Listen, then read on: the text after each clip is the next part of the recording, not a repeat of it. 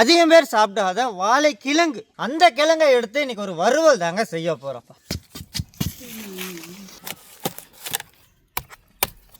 என்ன வேக வைக்க போகிறேன்ற கிழங்க அது வந்து தண்ணி ஊற்றிடணும். கிழங்கு வைக்க வச்சுன்னா அடுப்பு வச்சு வேக வச்சுக்கிறோம். அதுக்கு தேவையான அளவுக்கு வந்து உப்பு சேர்த்துக்கிறோம். வாழைத்தண்டு எப்படி மென்று சாப்பிடுமோ அந்த பதத்தில் இருக்குங்க. ஒரு 100 கிராம் அளவுக்கு எண்ணெய் சேர்த்துக்கோங்க. 1 டேபிள் ஸ்பூன் அளவுக்கு கடுகு உளுந்து கலப்பு, 1 டேபிள் ஸ்பூன் அளவுக்கு சோம்பு, ஒரு 4 வரமிளகாய், ஒரு கொத்து கருவேப்பிலை, அப்புறம் ஒரு 3 வெங்காயத்தை நாங்கள் பொடியாக வெட்டி வச்சுருக்கோம், அதை சேர்த்துக்க போகிறோம்.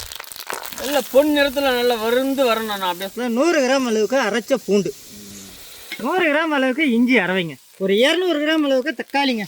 தண்ணி ஊற்றிக்கிறேண்ணா. ஊற்றுங்க. மஞ்சள் தூள், காஷ்மீரி மிளகாய் தூள், கரம் மசாலா, மல்லித்தூள் போட்டுட்டு சும்மா அப்படியே கிண்டணும். அப்படியே இந்த வறுவலுக்கு ஏற்ற அளவுக்கு கல் உப்புங்க. நல்லா ஒரு கைப்பிடி அளவுக்கு மல்லித்தலைங்க.